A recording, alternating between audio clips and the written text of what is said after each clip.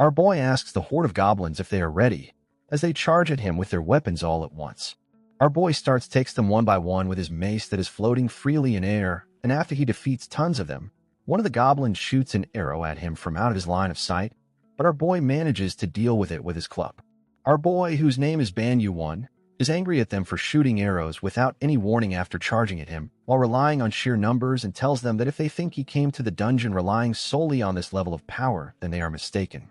After that, Ban Yu-won tells his weapon, who goes by the name of Bang Manga, to transform, which causes the mace to transform into an automatic rifle and orders it to take down the horde of goblins that is charging at him. The scene then shifts to Ban Yu-won, who is 4 years old, and is reading the book in its original language, which surprises his mother, who then tells his father how genius their son is. Ban Yu-won then suddenly starts speaking English, which further surprises her mother, while his father is happy that his wife gave birth to a genius. However, they get surprised when Ban Yu-won suddenly starts talking in languages from countries he has never even been to, and even his father did not teach him these languages. As they are wondering about this, Ban Yu-won's grandfather enters the house, amazed that his grandson has inherited the bloodline of their ancestors, and he is happy that a child who will fulfill their family's long-cherished wish to reclaim the Tower of Babel has been born. Ban Yuan's mother realizes that Yuan's grandfather has again started talking about the lore of their ancestors and calls her little daughter Yumi, who was with Yuan's grandfather, towards her, while Yuan's father tells him that he should wash up first. Yuan's grandfather gets annoyed that his own family does not believe him and tells them that the Tower of Babel certainly exists. However, none of them pay any attention to his lore, and instead ask their daughter if she had fun playing with her grandpa. Yuan's grandfather realizes that they have no intention of believing in him, so he takes Yuan's art book and colors from him and starts telling the story of his ancestors to our boy. Yuan's grandfather mentions that a long time ago, when chaos filled the whole world, the great ancestor of the Ban family possessed the ability to allow everyone to communicate. With that power, the ancestor of Ban family led the people and built a tower that would never collapse, and that tower is famously known as the Tower of Babel. Yuan's tiny brain translates the tower to building and asks his grandfather if their ancestor was the owner of a huge building, to which Yuan's grandfather, instead of answering his questions, tells our boy that their ancestor was the master of language, who was able to interpret and transform all languages, and as their descendants, they should never forget how great their ancestor was. However, Yuan keeps insisting to his grandfather to tell him the location of the building. Yuan's grandfather responds that he, too, is unsure of the location of the building, which dampens our boy's enthusiasm. However, he tells him that, while he is unsure of the location of the building, he is certain that their family will regain all of their power and glory once they find the Tower of Babel, which amazes little Yuan. Yuan remembers this vividly now that he is in university, and every time his grandfather told him stories about their ancestors, he hoped that his extraordinary linguistic talent would help fulfill their family's long-held wish. However, his ability far exceeded that expectation. The scene then shifts to Yuan, who is now a university applicant and is looking at his score to see if he passed the university test. Yuan believes that, judging by the score, he would be able to easily score the seat in the political and diplomacy department of the university, but he does not understand the reason for the delay in results. As he is waiting, he notices that the screen of his laptop starts glitching and a weird blue glass screen with twisted writing appears on his laptop. Our boy has never seen that script, but somehow he is able to read that the message is from the best academy in the alternate dimension, and it is congratulating our boy on passing the document screening. Yuan does not understand how he is able to read that language. However, the message does not stop here, and it tells Yuan that he is being summoned to the practical evaluation value, where he will become a prospective student if he passes the test. Yuan wonders if his sister Ban Yumi is playing prank on him, so Yuan says that he would let it slide if she comes out now and apologize. But as he is finding the person behind the prank, he notices that the weird blue screen is gone, as he can finally see the acceptance letter from the university he applied to. Yuan concludes that maybe he was seeing things because he was too nervous about the admission in university. However, as he is thinking about it, Yuan gets summoned to the practical evaluation value. In the meantime, Ban Yumi enters his room to ask Yuan whether he got admitted to the university. However, she gets surprised when she sees his brother suddenly disappear in front of her. Ban Yuan gets summoned to the practical evaluation value, where the special practical evaluation for candidates from lower dimensions is being commenced. Yuan cannot believe that he really got summoned, which makes him wonder if it is an illusion or a game, but soon realizes that it might not be the case because his head hurts seriously. The system tells Yuan to defeat the goblins and destroy the dungeon core. However, Yuan does not understand anything about the special exam, as he does not remember even applying to that institute and begs the system to send him back. As our boy is crying, two goblins appear right in front of him, as they can sense that their prey is here. Yuan wonders if the goblins are talking about him, and gets surprised when he realizes that he can even understand what the goblins are saying. Yuan wonders if he really has to defeat the goblins and destroy the dungeon to be able to get out of here, because it feels like something out of a game or a novel. But with the pain in his head and the sense of reality in this place, it feels too real, even though he cannot understand what is going on. Yuan is confused as to how he would be able to defeat huge goblins, as modern people cannot be even sure of beating a chihuahua. But as he is thinking, one of the goblins strikes his club right near our boy, which shocks Yuan, as he wonders if the goblin is able to see him. However, after seeing the high goblin swing his club a few more times like an idiot, Yuan concludes that the goblin is indeed can't see. Yuan decides that he should not get panicked and starts to stand up as slow as he can, but he mistakenly makes a light noise while standing up, which is enough for the goblins to know where Yuan is, as in the very next moment, the goblin jumps at Yuan, attacking him with his club, but Yuan somehow dodges the goblin's strike. The goblin mentions to the other goblin that the sound came from here, and he is sure that someone is here, so they should not let it escape. Yuan tries his best to calm himself down and realizes that these goblins can't see him, and they seems to hunt by cornering their prey while talking to each other, as they are quite sensitive to sounds and movements, which means that no matter how well our boy tries to hide, they will eventually catch him. Yuan thinks that he should start thinking a way out of this mess in case he wants to live, and decides to use the habits of the goblins against them. Our boy throws two stones in front of him, which alerts the goblins, causing them to rush towards the source sound. But as they are busy finding the source of the sound, Yuan throws a huge stone towards the goblin, which hits on his head, giving him the idea that his prey is behind. The goblin hurls his club behind him, oblivious of the fact that goblin was following him, and hits the face of the goblin that was behind him. Yuan utilizes this opportunity and shouts at the goblin in their own language that the prey is resisting, which causes the goblin to strike at the other goblin. The attack was strong enough to take down the high goblin. However, it ends up falling upon the goblin, which renders goblin immobile. Yuan, who is watching the situation, notices that there is a club lying beside the goblin, so he picks it up and stands in front of the goblin, telling him that he should have seen this coming since the goblin tried to kill him. Our boy hesitates a bit before attacking. However, he tells himself to not hesitate, because if he hesitates for even a bit, he would not be able to even finish off this creature, and he would lose his chance of getting out of here forever. Yuan takes down the goblin, and our boy realizes that he has somehow managed to survive for now. However, as he is standing there, shiny runes flow out of the bodies of goblins, and the system congratulates our boy on his first successful hunt in the dungeon, rewarding him with the power of the higher dimension, which ends up amazing our boy beyond belief. A yellow light completely engulfs our boy, and the system mentions that the power of the Babylonian code has been unlocked, which will be displayed using ideograms, which is a language our boy is familiar with. The system then informs Yuan that the Chinese characters have been registered, which convey meanings directly through their form, phonetic characters that represent sound. The system goes on to say that two common concepts of demon and life were seized from the two goblins that Yuan just killed, while other concepts are too complex or insignificant for the holder's current level to absorb from. Our boy is shocked to find out that his ability is not just about language, but he can also extract different concepts from things. The system absorbs 0.2 demon points from the goblins and informs Yuan that demons are inherently a concept that humans cannot possess, so it is recommended to store or separate this in the Babylonian code and apply it to other objects. After realizing that he is able to either keep or apply the concept, our boy grabs the concept of life and decides to try it on himself, which ends up increasing his life from 10 to 10.4 points. The system informs Yuan that his overall abilities and potential are enhanced, which is something Yuan can experience right away as he realizes that he is feeling more confident than before. Yuan power also absorbs 0.2 points of the concept, which makes Yuan's body quite healthier as it increases his strength. Yuan gets Super C when he realizes that it is not just a feeling. Rather, his grip strength, leg strength, skin, and many other body parts have improved, and he feels a lot stronger than before. Yuan finds out that the reason he was able to achieve that was because he absorbed different concepts from the goblins and understood them. As he is getting amazed over his new strength, Yuan realizes that the goblins that had their abilities absorbed disappeared, and all that is left are two clubs, which makes our boy conclude that if the act of applying concepts works not just on his own self but also on other objects, then he might be able to clear this dungeon and go back home. Yu-won decides to utilize the concept of demon onto the club, which he is going to use as a weapon, and stands up to kill all the goblins. The scene then shifts to the Yu-won who is standing in front of the dungeon core, after defeating the horde of goblins with his newly founded powers.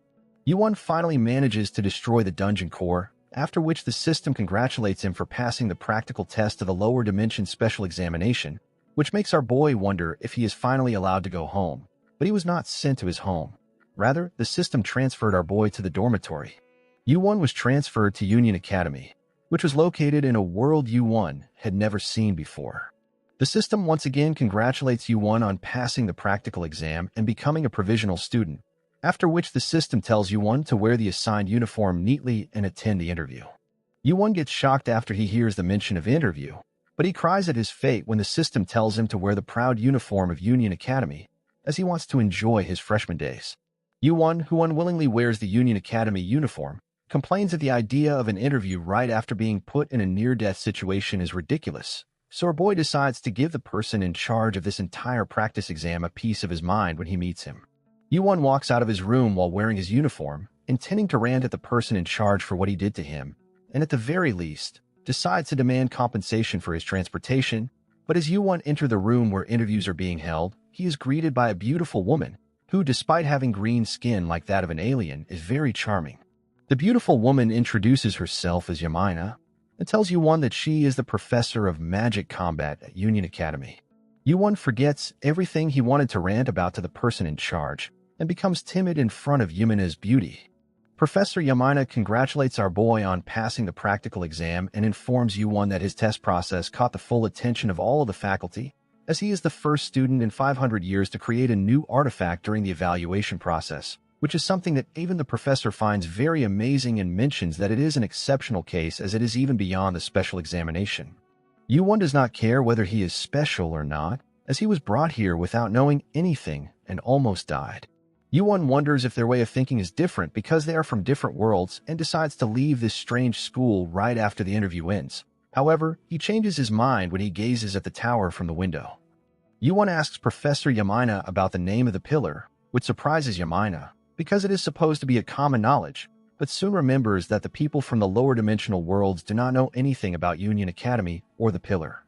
Professor Yamina informs Yu-won that the pillar is the very reason the Union Academy was established, as the very purpose of this academy is to raise students with the greatest talents across dimensions and help them reach the top of the tower, and that is the aspiration of the Union Academy. Professor Yamina informs Yu-won that the name of that pillar is the Tower of Babel, which is a dungeon among the dungeons and is the origin of all the mysteries and dangers in this world, which makes it the final hope that is shared by all the dimensions. Yu-won gets amazed to find out that the building he heard so much about is right in front of him, but he is a little bit surprised after finding out that it is a dungeon, which makes our boy wonder whether strange monsters have taken over the tower. However, he decides to not worry about it and decides to take back the glory of his family and his ancestors. At that very moment, our boy decided to enroll in Union Academy, and thanks to the special treatment from Professor Yamina, Yu-won was sent back home, where he gathered his whole family and explained everything that happened with him. Yu-won's grandfather was shocked to find out that his grandson finally found the Tower of Babel and praises him a lot. The scene then shifts to the lower dungeon of Union, where our boy is inside the Hobgoblin Cave, preparing for enrollment while massacring the hobgoblins present in the cave. Our boy is killing the goblins with his automatic rifle, which is possible because of his enhanced abilities, which he had limited only to language before, but now Yu-won's Babylonian code is completely different, and after killing many goblins, he has seized many concepts. Yu-won has managed to seize 3.4 points of the concept of demon, 6.8 points of the concept of life, and 0.57 of the concept of shooting. Yu-won is now able to verbalize, absorb, and manipulate the concepts of all objects, and when he defeats an enemy, he is able to recognize the concept he can recognize, and the more he acquires, the stronger he becomes. Yu-won imbued the concept that he obtained from his first dungeon inside the Blind Goblin Cave into a club and strengthened it into a weapon. Yu-won's current weapon is a club that is infused with ghostly energy and is the very first artifact that Yu-won created, which not only can reveal its true form at the owner's command but can also transform and act freely, which makes it an autonomous artifact.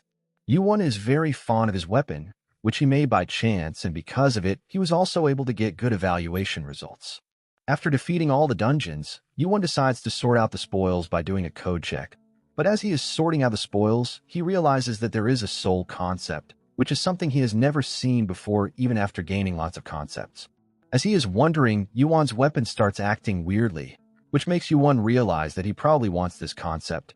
So he decides to give this new concept to his weapon along with some life, ghost, and spirit concept. Yuan takes out the concepts and imbues them into his club, which starts a process where the combined concepts form a perfect harmony, which causes a transformation in Yuan's artifact. The system mentions that combination of 2.5 points of the concept of ghost and 4 points of the concept of beast creates a perfect synergy that results in a fusion that goes far beyond the current depth. Yuan is shocked at the mention of the concept of beast and wonders if one of the concepts that he had left alone suddenly fused. The transcendental fusion results in the formation of the ghost beast, which transforms Yuan's cherished club into a beautiful white snake.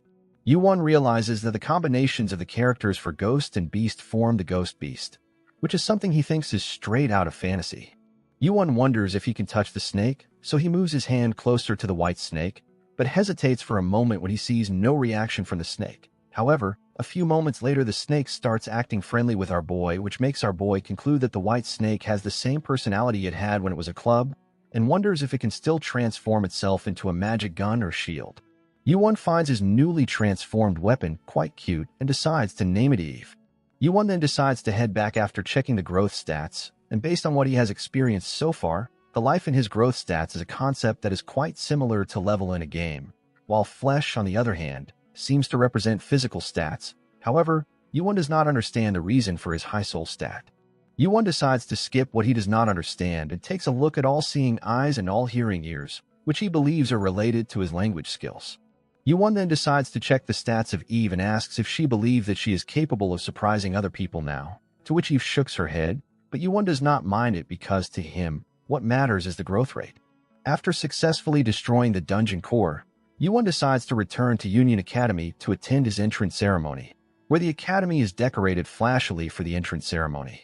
Our boy gets teleported right in the middle of the summon hall and is surprised to find so many students and activates his all-seeing eyes, which are the eyes that read everything, and depending on the proficiency, they also allow the user to understand the aura and the spirit of a target more deeply. With the help of his all-seeing eyes, Yuan is able to find out that unlike him, who entered through a special admission for lower dimensions, the regular students who came through the normal process look really strong, and Yuan thinks that they are at least 10 times stronger than him. However, even with his all-seeing eyes, Yuan is not able to find his seat, and as he is wondering about that, Yuan is approached by some students, who tell him to get lost at the end of the room if he is from a lower dimension, which is something Yuan already expected, as people who came in through the regular process have high opinions of themselves and they are discriminating against our boy just because he is from lower dimension.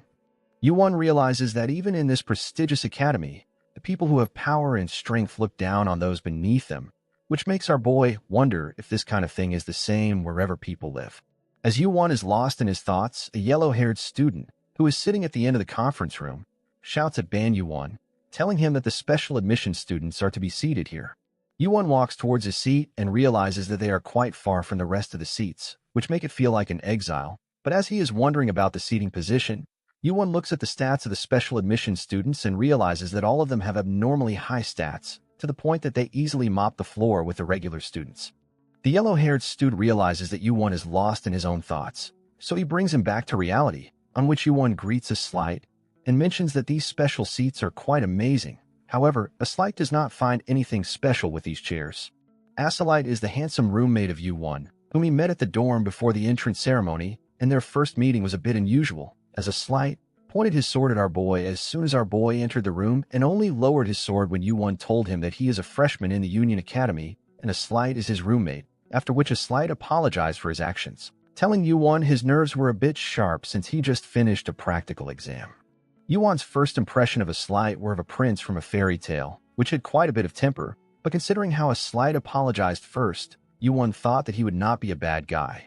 But Yuan soon realized that it was not the case because a slight made fun of Yuan for struggling at killing goblins, as even a new recruit with basic training could hunt a goblin easily, and bragged at Yuan for having a group of trolls and ogres as a practical exam opponent, which made our boy realize that a slight is a totally oblivious guy. Yuan did not mind having a slight's company as it had been a while since he talked with someone, but as they were talking, Yuan realized that they had not even taken a shower, so he suggested to a slight that they should wash themselves up, to which a slight agreed, but as they were going to dorm shower, a slight felt awkward and told Yuan to go wash himself first. Yuan was surprised at this level of awkwardness, but he did not pay attention to it at that time. Yuan realizes that there are two other students sitting on the special admission designated seat, so he greets them one by one. However, he shies out when he greets the pink-haired girl. Yuan then greets the white-haired girl who is sitting beside the pink-haired girl and freaks out for a moment when he sees her staring at him. Yuan asks the white-haired girl if there is anything wrong, to which the white-haired replies that the thing wrapped around Yuan's arm is quite interesting, on which Yuan takes out Eve, asking the white-haired girl if she is talking about the snake. Yuan is amazed that white-haired girl is able to see Eve, and a slight is surprised to see the club from before change into a cute snake, while the pink-haired girl asks Yuan if she can touch it. The white-haired girl is quite impressed by Yuan, so she introduces herself as Dako Yun and tells Yuan that she is the daughter of a martial artist. Yun asks Yuan about his name, to which Yuan introduces himself and asks Yun if by martial she means people who know how to shoot energy blasts.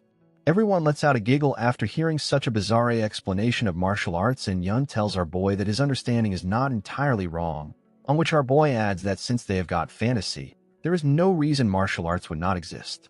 The pink-haired girl introduces herself to Yuan as Rachel, while a slight, on the other hand, also introduces himself to Rachel and Yun, but Yun does not show any friendly behavior.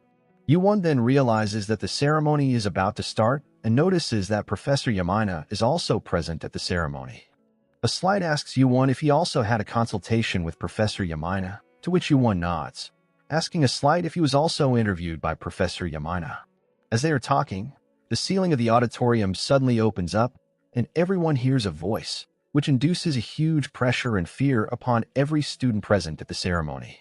Every student, along with our boy, is shocked to experience this pressure. However, Yuan gathers enough strength to look at the sky and finds out that the source of this overwhelming pressure is something above them. Yuan notices that there is a massive eye in the sky, which is commencing the entrance ceremony for the 2557th Union Academy class. The scene then shifts to Professor Yamina, who asks the special students if they found the principal's speech impressive, to which no one says anything for a moment. But after a moment of silence, Yuan responds that it was incredible and asks Professor Yamina if the giant eye that was above them is supposed to be their principal. Everyone, along with Professor Yamina, is shocked to find out that Yuan was able to see that eye and had enough strength to look upon it in the sky, as most people were too intimidated to even look up. However, Yuan does not know if it really is an impressive thing, as Yun concealed itself completely using some kind of special method.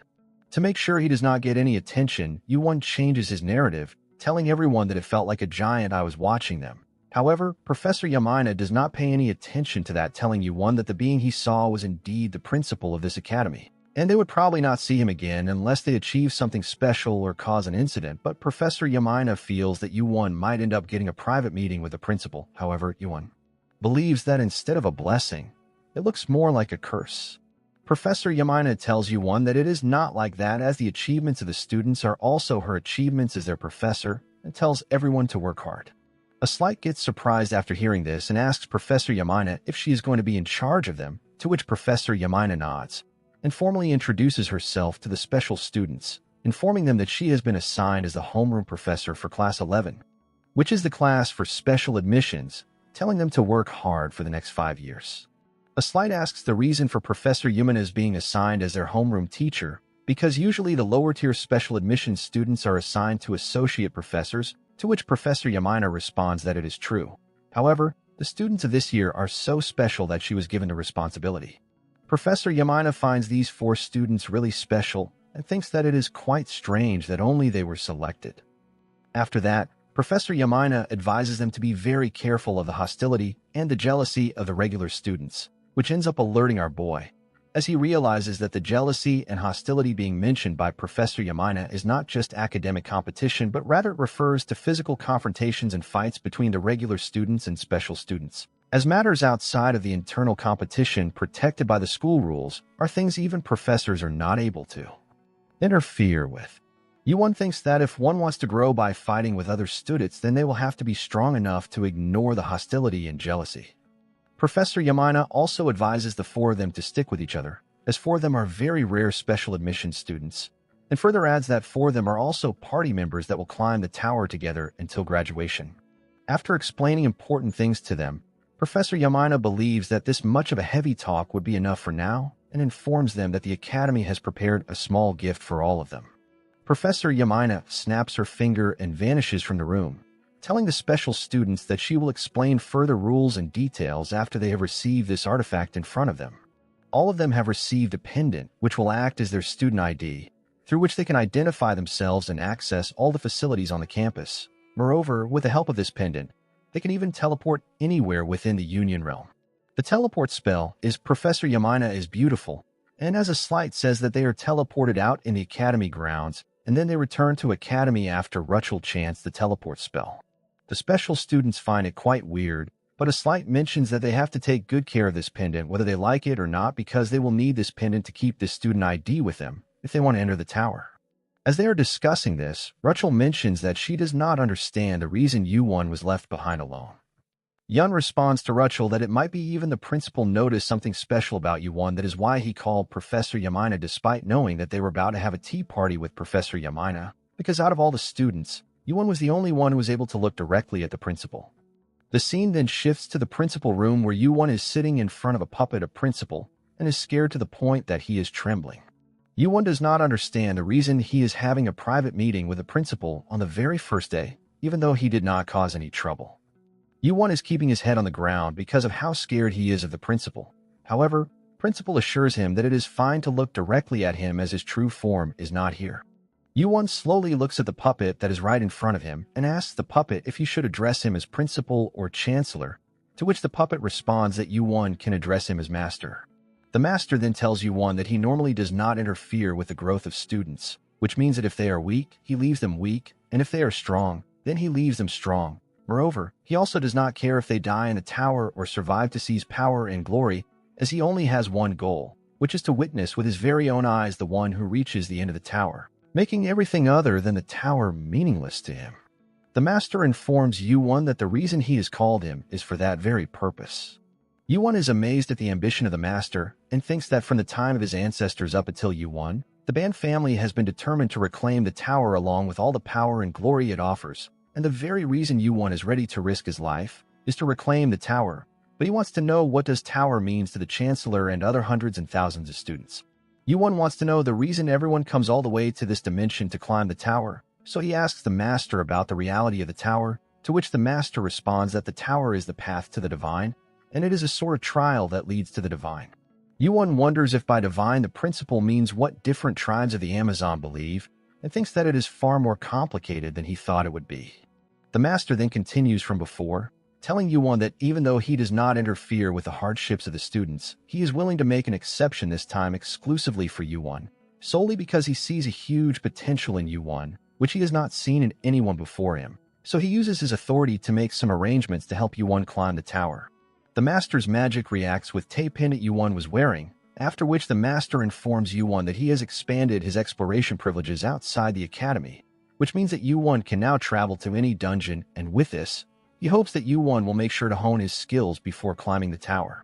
Yuan asks if by outside, the master means dungeons that are outside the academy, to which the master nods and starts teleporting Yuan out of his office, instructing him to improve his skills before he tries to climb the tower, and tells Yuan that if he finds Yuan's progress to be remarkable, he will unlock the next privilege for our boy. Before Yuan gets completely teleported out of his office, he asks the master about the next privilege, to which the master responds that he would grant Yuan the solo exploration of the tower and tells our boy that he looks forward to their meeting. Yuan gets teleported right in front of Professor Yamina, who asks Yuan about his meeting with the principal and how it went. However, Yuan gets surprised when he sees Professor Yamina right in front of her, so he steps back a bit. Professor Yamina then asks Yuan if the master is strange for always dismissing his visitors like that, even though he was waiting specifically for Yuan from the start, to which Yuan nods. Professor Yamina takes a look at Yuan's pendant as she is amazed to find out that Yuan was granted the permission to leave the academy, to which Yuan asks Professor Yuan if it is really a big deal, because the reason Master gave these privileges to him is so that Yuan can improve quickly to which Professor Yuan responds that it is a very big deal, as Yuan can not only freely explore the dungeons outside the tower but also can visit external cities at will, which means that our boy would be able to get a lot more experience and preparation than others, not to mention that it is unprecedented to give such privileges to irregular students. Our boy is relieved after hearing this because to him it felt like the master was telling him to take supplementary classes because he was too weak and had abilities that do not have any worth. Professor Yamina tells Yuan that she is envious of him because usually, even professors are too busy to leave the academy at this time, which surprises Yuan, while Professor Yamina adds that since Union is an academy, everything inside it is designed with the students in mind, which can be quite inconvenient for professors. The professor again mentions that Yuan would be able to explore dungeons and visit external cities in his spare time. Moreover, Yuan would also be able to stroll around shops, which is something Professor Yamina is not able to do, as she is a full professor. Professor Yamina expresses her envy at our boy, telling him that he would also be able to enjoy snacks as much as he wants, and also recommends our boy visit the external city known as Ronica, as there is a spring temple in that city which is absolutely amazing. Yuan gets confused by the sudden mention of various things and asks Professor Yamina if she wants something from that city. The scene then shifts to outside of Union Academy where Yuan is exploring different areas outside the Union Academy, and Professor Yamina has requested him to bring her 2 bottles of honeymoon wine which is made by the temple priest as it is truly fantastic and quite famous for its sweet fruity aroma, rich bubbles and lingering aftertaste, while Yuan, on the other hand, finds it weird that a professor is asking a student to run an errand. However, our boy is grateful that he got an inventory in advance. As he is going through his inventory, Yuan notices that there is a bag which his grandpa gave when he briefly stopped at his home before enrolling. When Yuan was getting prepared to leave for Union Academy after his brief stop, his grandpa brought to him a bag and told him to open it, allowing him to take as much as he wanted. Yuan asked his grandpa about the item in the bag, to which his grandpa responded that Yuan can see it for himself. Yuan was surprised to find dozens of pure gold ingots shining at him when he opened the bag, so he asked his grandpa if he is really allowed to take these, to which his grandpa responded that there is no problem, as these are the legacies of their ancestors who devoted themselves to finding the Tower of Babel, so Yuan is allowed to use all these gold ingots freely. Yuan thanked his grandfather for this useful gift. However, our boy found it quite hard to carry around because of how heavy it was, which irritated his grandpa, as he did not expect his grandson to be this weak. However, Yuan does not have to worry about that now that he has his own inventory, which has made things super convenient for him as all of his gold fits there perfectly. Our boy decides to take a few chunks of gold for his journey, since his grandfather said that gold is valuable everywhere in this world, and after making sure he has everything, Yuan decides to set foot into a new world. As our boy walks into the city of Ronica, he realizes that even though it is another dimension, the cityscape looks quite similar. However, he soon changes his opinion when he sees flying bikes above him, which makes him wonder about their mechanism.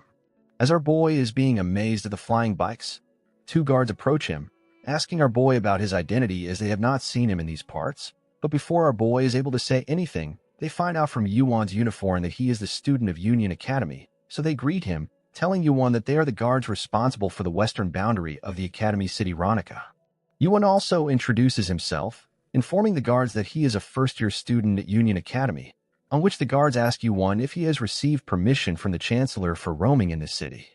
Yuan responds that he was told by the master that he could explore freely without any restriction, which is enough to satisfy the guards.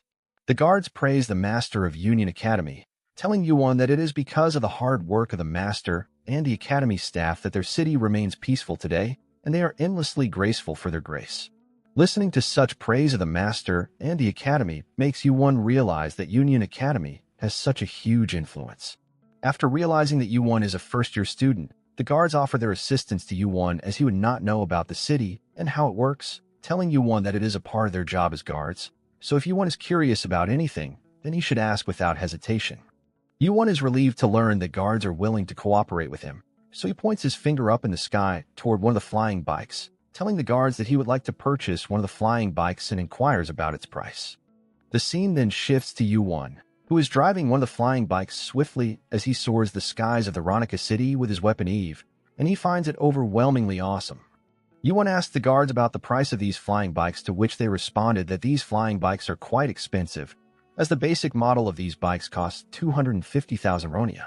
Yuan had no idea how much 250,000 ronia is worth, So he took out one of his gold chunks which he had withdrawn from inventory and asked the guards whether it will be possible to buy a flying bike with this brick of gold. The guards gasped after seeing that piece of gold on a first-year student, so they asked Yuan about how he was able to acquire such a large bar, as they could not believe it was even real.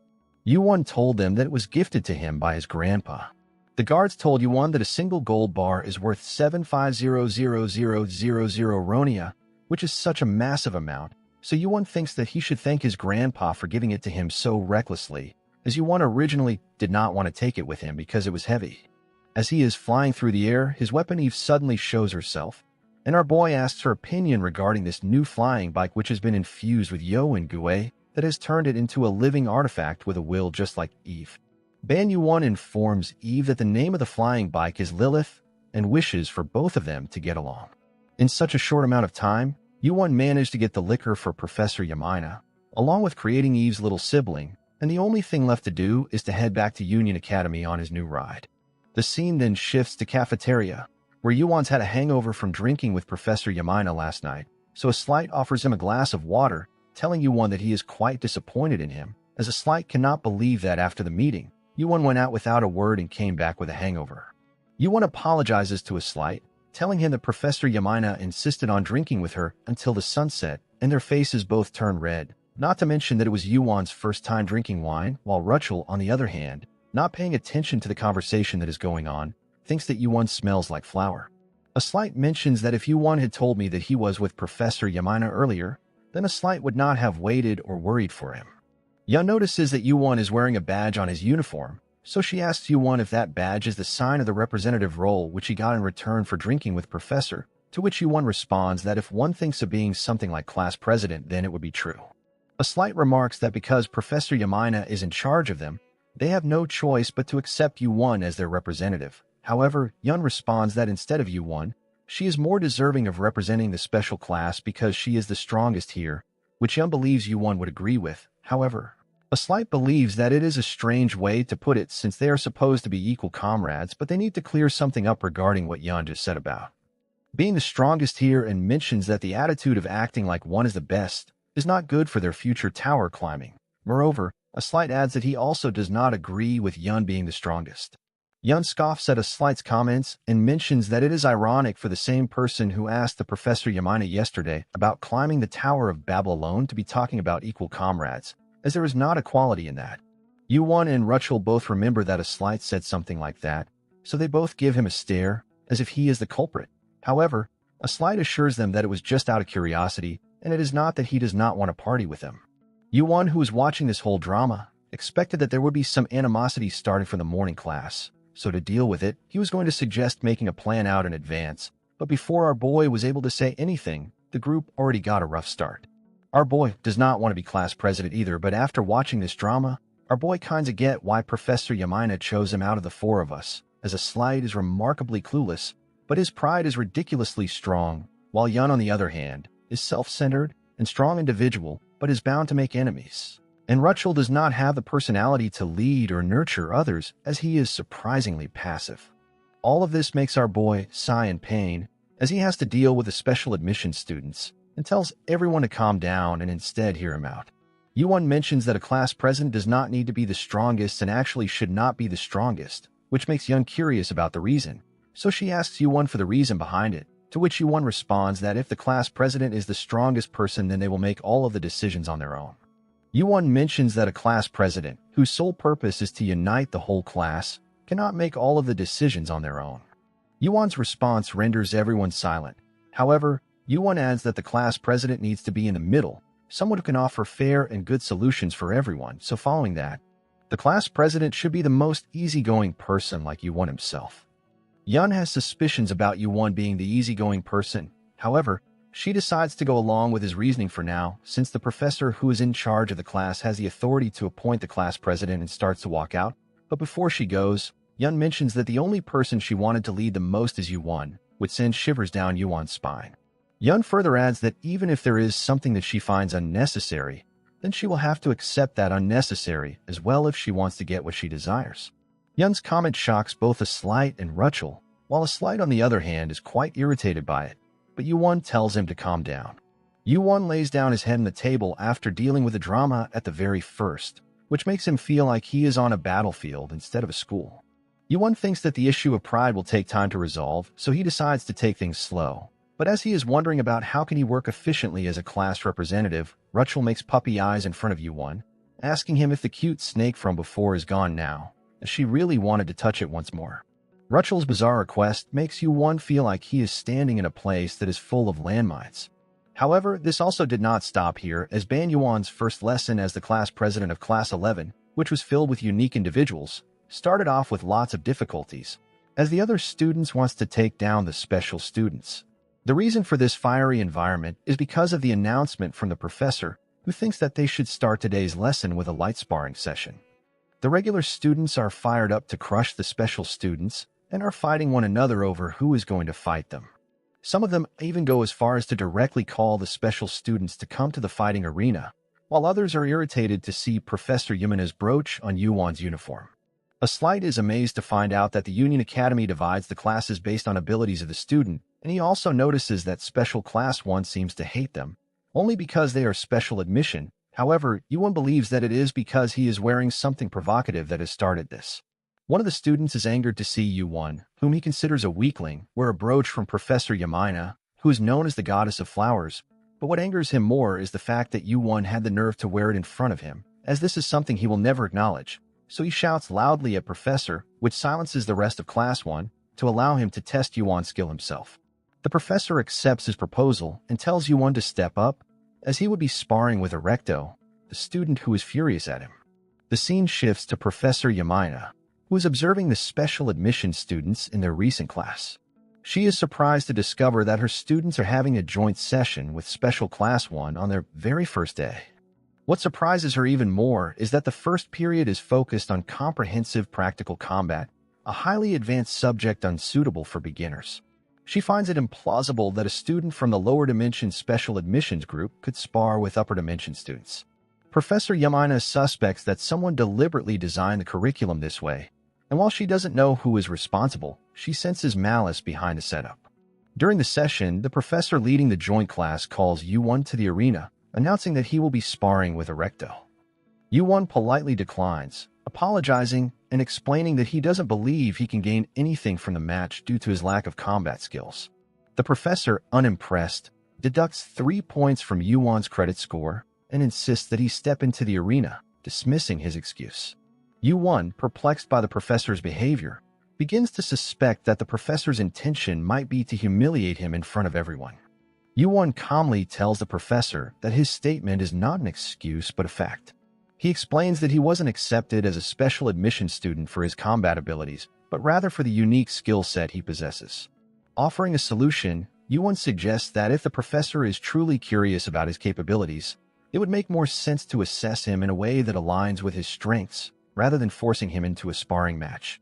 The professor, however, grows visibly angry, clearly displeased by what he perceives as a first-year student lecturing him.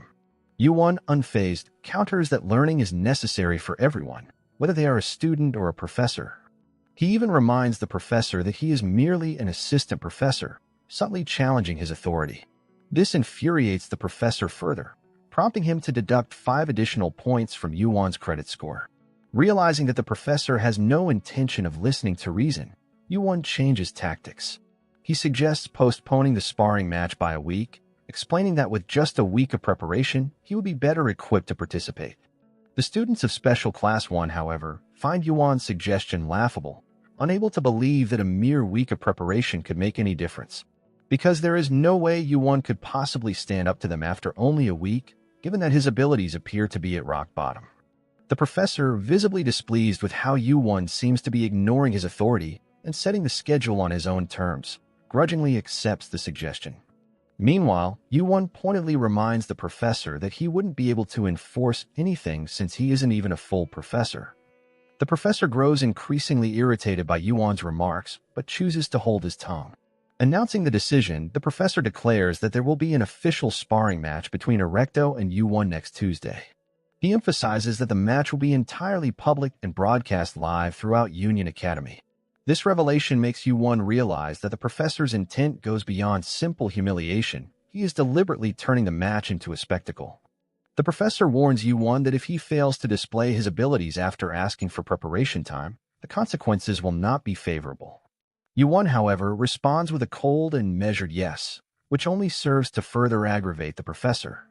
Afterward, Yu-won calls out to Erecto, stating confidently that he is looking forward to their match next week. Erecto, however, does not offer a polite response, his demeanor cold and dismissive, as he finds Yu-won annoying for wearing the brooch from Professor Yamina. However, Yu-won wasn't expecting a polite response from Erecto. His intention in calling him out wasn't to engage in banter, but to use his eyes of infinite reading to confirm Erecto's stats. This unique ability allows Yu-won to read everything about a target, and depending on his proficiency, it offers deeper insights into the target's aura and spirit. Yu-won quickly discovers that Erecto's life force and physical stats are absurdly high, as expected from a student of the special class. Erecto's life force is 5 times greater than Yu-won's, and his body is 10 times stronger. Despite this overwhelming difference, Yu-won observes that Erecto is still nowhere near the level of Rachel and a slight. He realizes that to climb the tower alongside his classmates, he must at least surpass Erecto's current level. As Yu-won returns to his classmates, he notices that both Rachel and a slight appear unusually gloomy. Wondering if they are worried about him, he is about to ask when he suddenly hears Yun challenging the students of Special Class 1 to a fight. Unlike Yu-won, Yun specializes in combat and boldly announces that anyone curious about the skills of special admission students is welcome to step up and face her, as she is more than willing to accept a sparring challenge. However, the entire class remains silent. Even Yu-won cannot fully grasp the extent of Yun's strength, and it is clear that the students in Class 1 can sense her overwhelming aura. To provoke them further, Yun offers to provide a handicap if they lack confidence and specifically taunts Erecto, believing he is not the type to hold back. Yu-won, observing the situation, thinks Erecto must be terrified. Being challenged by someone like Yun is entirely unexpected, and everyone knows that if Erecto were to face her, he would likely be left so injured that recovering in a week would be nearly impossible. Though this situation is none of Yu-won's concern, he decides to intervene. He asks Yun not to fight Erecto, reminding her that he has a sparring match scheduled with Erecto next week.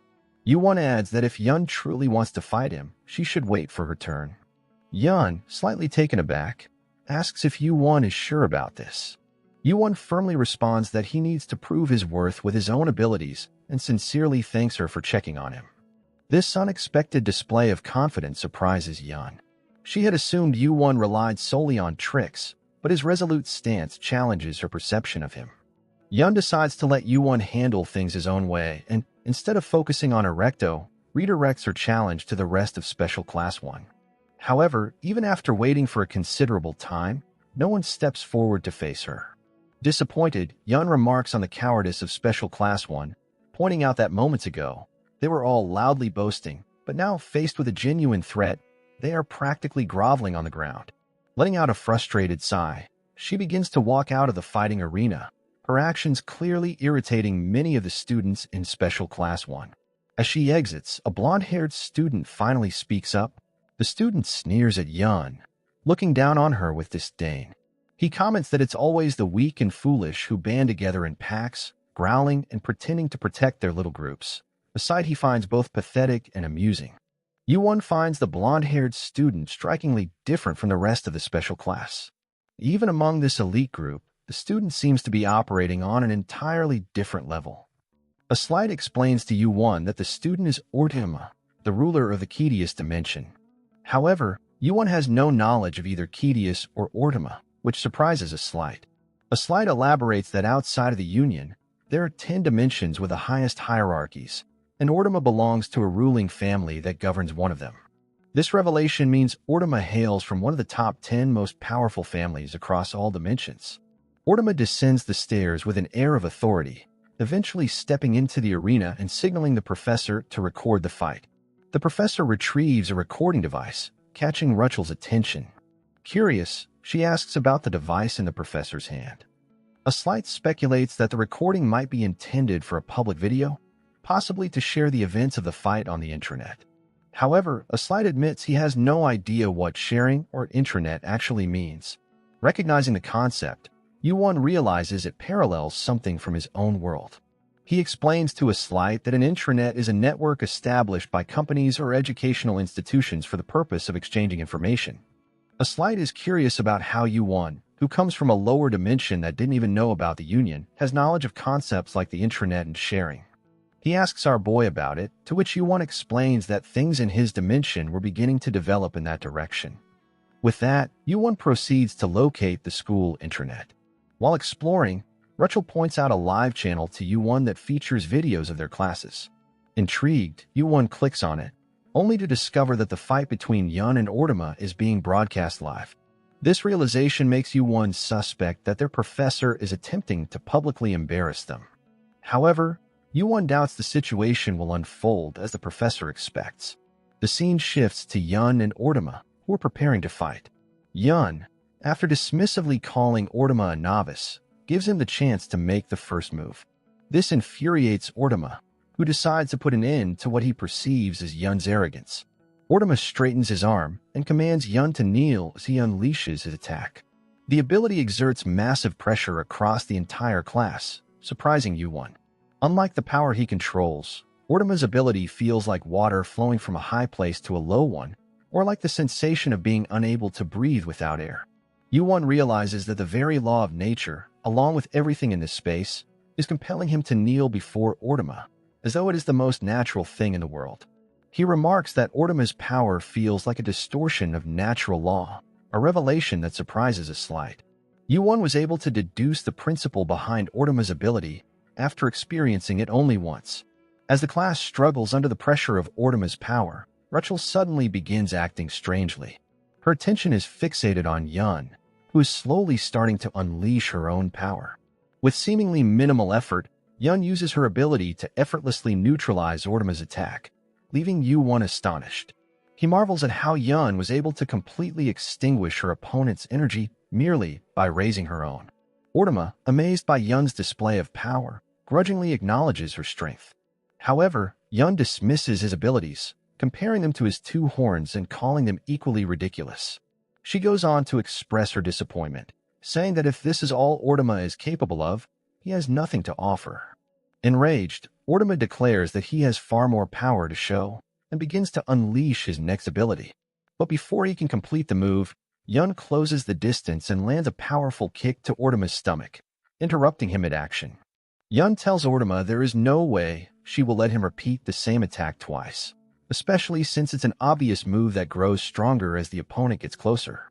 Despite her swift action, Ortima manages to block Yun's attack using both hands, though it's clear he finds the situation unpleasant. Without missing a beat, Yun swiftly moves behind Ortima, taunting him with a sharp remark. If someone lacks brains, their body must work harder. Provoked, Ortima swings his arm in an attempt to punch Yun. However, she easily dodges by crouching, having anticipated his stiff and clumsy movements. Yun is incredulous at Ortima's failure to understand such a simple mistake, remarking that it seems she has to spoon-feed him everything. She follows up with a kick to Ortima's face, further enraging him. Ortima retaliates by trying to land another punch. Yun evades by jumping, using the opportunity to reposition herself and take a more strategic stance. A Slight watches in disbelief as Yun completely overwhelms Ortima, the ruler of Kedius. Meanwhile, Yuan observes the situation with sharp insight. He comments that Ortima relies heavily on suppressing his opponent's movements and defeating them using his distortion of natural law. This time, however, his usual method is proving ineffective against Yun. Ortima finds himself completely overwhelmed by Yun as she continues to land strike after strike on his face, giving him no opportunity to recover. Yuan observes the fight, noting that while Ortima possesses immense power and exceptional physical abilities, it's evident he has never truly trained his body for combat. This insight surprises a Slight, who realizes just how unique Yuan and Yun are as special admissions students from the lower dimension. Yun is holding her own against Ortima, while Yuan has managed to analyze and grasp the principles behind both their abilities. A Slight, struggling to comprehend what he's witnessing, is left in awe. Ortima, however, grows increasingly frustrated, feeling insulted that someone from a lower dimension like Yun could challenge him so effectively. While voicing his indignation, Ortima is interrupted when Yun lands another powerful punch to his face. Enraged, Ortama tries to smash Yun into the ground with all his might. However, Yun anticipates his move and swiftly dodges by jumping to the side. Ortama, now utterly humiliated, becomes consumed with anger. His frustration reaches its peak, and he decides to unleash his full power to take down Yun. With tension mounting, Yun and Ortama charge at each other. However, just as their attacks are about to collide, Professor Yamina intervenes, stopping the fight with a single clap. To everyone's surprise, the entire area transforms into a tranquil field filled with vibrant flowers and a mesmerizing scent that engulfs the surroundings. The sudden change leaves both Yun and Ortama astonished. Professor Yamina addresses them sternly, explaining that at Union Academy, professors do not condone duel between students. She advises them to reserve their strength for challenges like the Tower of Babel. With a snap of her fingers, Professor Yamina undoes the transformed field, restoring everything to normal. Yu-Won, watching from the sidelines, is stunned by the surreal sequence of events. He briefly wonders if it was a hallucination, but the lingering strong scent of flowers leaves him baffled. Ortama, still annoyed by his inability to defeat Yun, seethes with frustration. Yun, on the other hand, praises Professor Yamina for her impressive display of strength and control, acknowledging her as a formidable figure at the academy. Yun walks over to her classmates and asks Yu-Won for his opinion on her fight. Our boy responds that the fight was incredible, and even watching it was immensely helpful for him. As he speaks, Rachel suddenly grabs him from behind, surprising Yu-Won. He turns to ask Rachel if she is still scared of Yun. While encouraging her not to be afraid, Yu-Won overhears Professor Yamina scolding Professor Farrell, the assistant professor, for poorly conducting the class. She reprimands him for attempting to pass off a sparring session as a proper class and for allowing it to escalate out of control while passively watching, despite knowing it was a major error. Professor Farrell apologizes, but Professor Yamina informs him that his actions cannot be resolved with simple apology and warns him to prepare for a fitting punishment. After addressing Farrell, Professor Yamina approaches Yu-Won and adjusts the brooch she had given him, reminding our boy that, as class president, maintaining dignity is of utmost importance. Yu-Won is reminded by Professor Yamina that as class president, he must not wear his badge upside down. After ensuring all immediate issues are addressed, Professor Yamina leaves the class with Professor Farrell. However, her act of adjusting Yu-Won's brooch inadvertently stirs another problem, as it incites anger among the students of Special Class 1. They cannot believe that someone they perceive as a weakling, like Yu-Won, would receive such attention and privilege. The scene then shifts to the cafeteria, where Yu-Won is seated with his classmates, checking the school's reactions following Yun's recent fight with Ortama, the ruler of the Kedius dimension. Before watching the fight, most students were shocked to hear that Yun, someone from a lower dimension, had completely overwhelmed Ortama, a feat they found difficult to comprehend. Some students initially defended Ortama, considering him the top student of the year, but after witnessing the fight, they not only became fans of Yun but also withdrew their support for Ortama. Additionally, the students observed how Yu-Won skillfully negotiated with Professor Farrell using sharp words, earning him the nickname Bargaining Master and gaining him newfound admiration, with many becoming fond of our boy. However, this fondness for Yu-Won does not last long when students see Professor Yamina appear out of nowhere to adjust his brooch, an act that irritates many of them. Yu-Won, unfazed, tells his classmates that the whole world is talking about them. A Slight and Yun, however, struggle to understand the online chatter, as they are unfamiliar with internet slang. Yun is surprised to learn that many students consider Ortama the top prospect, a belief she dismisses as incorrect. She points out that there is someone else in the special class who is far more capable than Ortama. Yun expresses her disappointment that Yu-Won failed to notice this, to which our boy explains that he was too engrossed in her sparring match with Ortama to notice anything else. Meanwhile, A Slight, still trying to decipher internet slang, cannot understand why Yu-Won is famous online. He is particularly puzzled by the title Bargaining Master. Our boy explains to A Slight that since the students cannot criticize the person who completely outclassed the top prospect, Yun, they have shifted their focus to him, blaming him for not accepting Erecto's challenge. Yun then chimes in, noting that Yu-Won is famous on the internet for another reason entirely. As they talk, A Slight notices that Rachel is sitting far away from the group and asks if they have always been this distant. Yu-Won glances at Rachel and realizes she seems terrified of Yun, making it difficult for her to approach. Our boy wonders if Rachel is still shaken by what she witnessed earlier and decides to help her feel more at ease with something sweet. Reaching into his inventory, Yuan takes out a jar and tells everyone to check out the special elixir he crafted using his abilities. The elixir, a concentrate made from thousands of fruits, is designed to promote overall stat growth. Initially, Yun and Aslight see nothing remarkable about the jar, but Yuan assures them they will be amazed. He asks both of them for bread and spreads the elixir on it. The sweet aroma quickly catches Rachel's attention, surprising her with its delightful scent.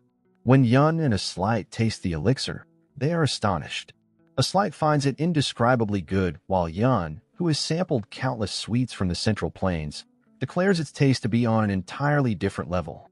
Yuan notices Rachel drooling over the aroma of the elixir and invites her to join them. Without hesitation, Rachel quickly drags her chair toward Yuan and asks our boy if he can make her a sandwich using the special elixir. Yuan smiles and responds that it's easy. The moment Rachel tastes the sandwich, she experiences pure bliss, savoring the elixir's essence, which captures the true flavor of fruit. She declares it the most delicious fruit flavor she has ever tasted. Aslight is astonished that Yuan was able to create something so remarkable using his abilities.